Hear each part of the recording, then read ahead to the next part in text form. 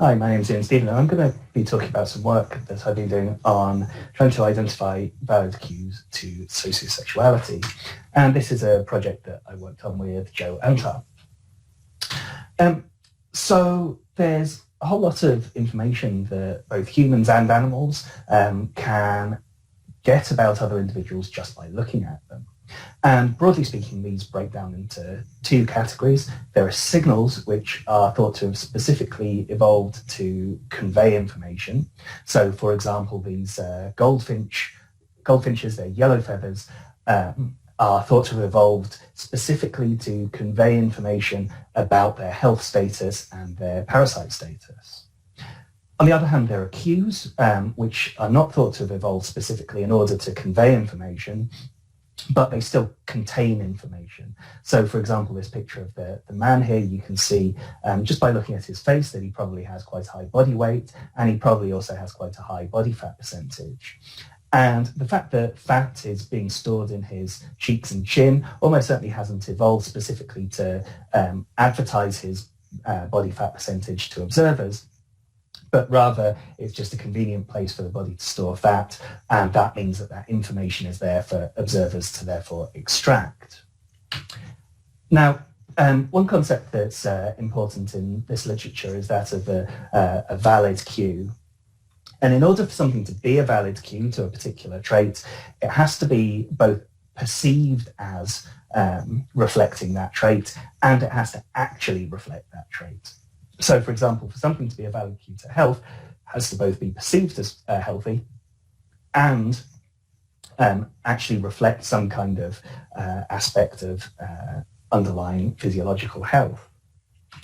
So some research has been done in this area. For example, ratio of the facial width to facial height has been shown to be a valid cue to body mass index, which is basically body size.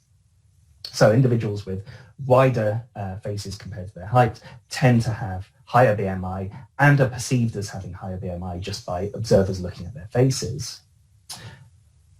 Similarly, skin texture and colour has been shown to be valid cues to aspects of physiological health.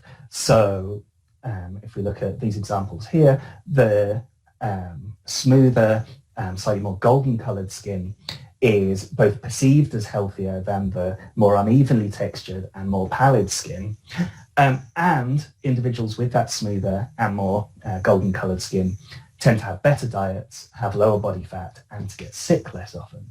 So skin texture and colour seems to also be a valid cue to at least some aspects of underlying health. The psychological trait of sociosexuality, which is essentially openness to casual sex. And it's measured using the SOIR, which is the Sociosexuality Orientation Inventory revised. And here are a couple of examples of those questions. So with how many different partners have you had sexual intercourse without having an interest in a long-term committed relationship with that person? And they have to indicate how many. I can imagine myself being comfortable in enjoying casual sex with different partners, and they have to indicate on this scale from strongly disagree to strongly agree. And in everyday life, how often do you have spontaneous fantasies about having sex with someone you've just met? And they have to indicate on this scale from never to at least once a day. So this project, what we're doing is we're asking the questions, can we identify facial shape cues that reflect self-reported sociosexuality, as measured by the SOIR scores? Can we identify facial shape cues that predict perceived sociosexuality? And do observers' perceptions of sociosexuality reflect individuals' self-reported sociosexuality? So can we identify these valid cues to sociosexuality? So in the first study, what we did was recruited 123 participants, both males and females, who were young Caucasian students. Each participant completed the sociosexuality inventory, and they were photographed under standardized lighting conditions. And then we presented observers with each of these photographs and asked them to rate them according to their perceived sociosexuality. And we did this by adapting 5 of the sociosexuality questions. So here's an example of this. So how likely is this person to fantasize about someone other than their current partner? And they had to select from 1 to 7, very unlikely to very likely. One of the things that previous studies have tended to do is look at a single facial cue in isolation and they also are required to specify that cue a priori because of the techniques that are being used.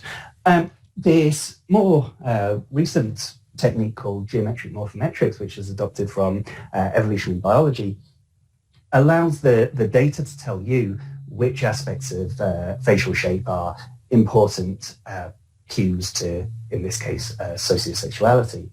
So the way this works is you delineate important landmark points on the faces, and what this does is it just identifies where particular landmarks are on each of the faces. So you delineate all of the 123 faces in the same way. Once we've done that, we can subject these landmark points to Procrustes registration, which removes the rotational information about the photographs.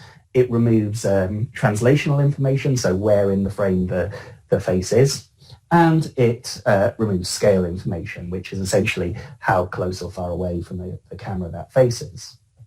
So what we're left with after Procrustes registration is just the variation in the configuration of the landmarks, or in other words, just the variation in shape without that variation in translation, rotation, or scale.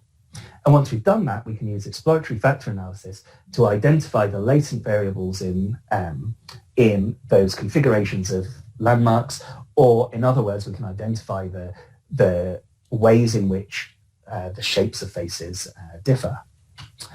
So we did that. Parallel analysis told us to save 12 factors. And what each of these factors is doing is describing a way in which facial shape varies. So you can see for this one here, this is the way in which faces with low scores on factor 1 appear compared to those with high scores on factor 1. So you can see, for example, it looks like those with higher scores maybe have their heads tilted back a little bit more. They have wider jaws, they have smaller foreheads, they have bigger lips, and so on. And we can make these visualizations for each of those 12 factors. We can also, of course, describe these factors using words, and that's what we've done here. And you can also see from this table that quite a few of those factors are sexually dimorphic, meaning that either males score significantly higher on those factors than females, or the females score significantly higher on those factors than the males. So there's a systematic difference between the two sexes in a number of these shape factors. Once we've identified those shape factors, then each individual participant has a score on each of those 12 factors. And we can use that, in this case, just in a simple linear regression, to see if we can use those shape factors to predict the sociosexuality of the individuals in those photographs.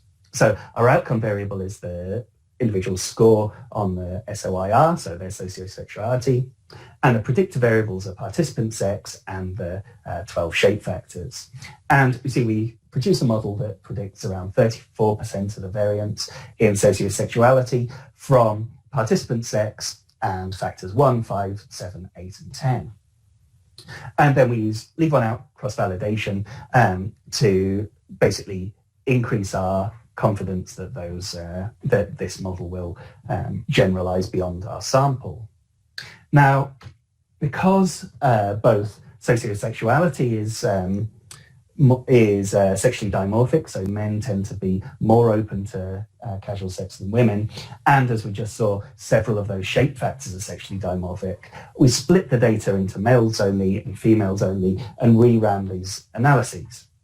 What we find is that for male faces, the model explains around 35% of the variance from factors 1 to 7, 8, 9, and 10. And you can see here down the bottom, we've recreated what the model thinks an individual with restricted or low openness to casual sex on the left and unrestricted or high openness to casual sex on the right, what it thinks those faces will look like.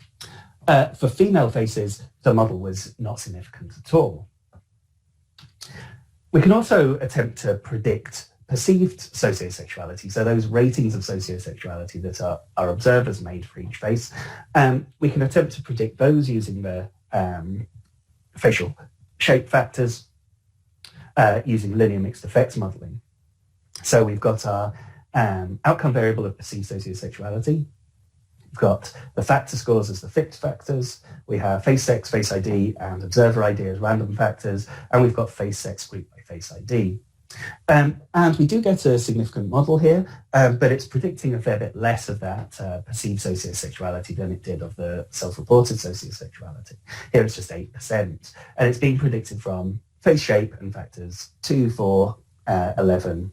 But again, we want to split it into male data and female data because of those sexual dimorphisms, as I mentioned earlier.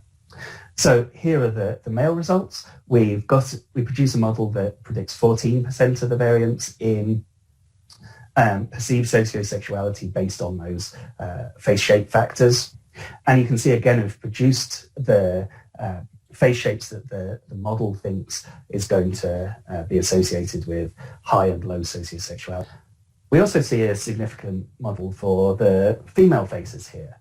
So this time we're successfully predicting 10% of the variance in perceived sociosexuality using factors 2, 5, 6, 7, 10, and 11. There's no standard test for testing whether one regression model is better than another when those models have been built using different data. But one way that's been suggested to test if one is more successful at predicting variance than the other is to calculate 84% confidence intervals for R squared. So we did that, and we find that those confidence intervals don't overlap, suggesting that facial shape accounts for more variance in the perceived sociosexuality of men's than of women's face. So if facial shape is going to be a valid cue to sociosexuality, then we would argue that it ought to mediate a relationship between self-reported sociosexuality, so that kind of underlying psychological trait, and perceived sociosexuality, the way that people perceive that facial shape.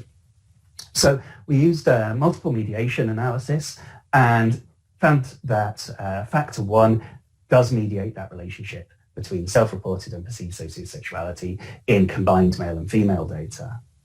When we split by sex of the faces, we see that factor 1, again, is mediating that relationship between self-reported and perceived sexuality in men's faces, but not in women's faces.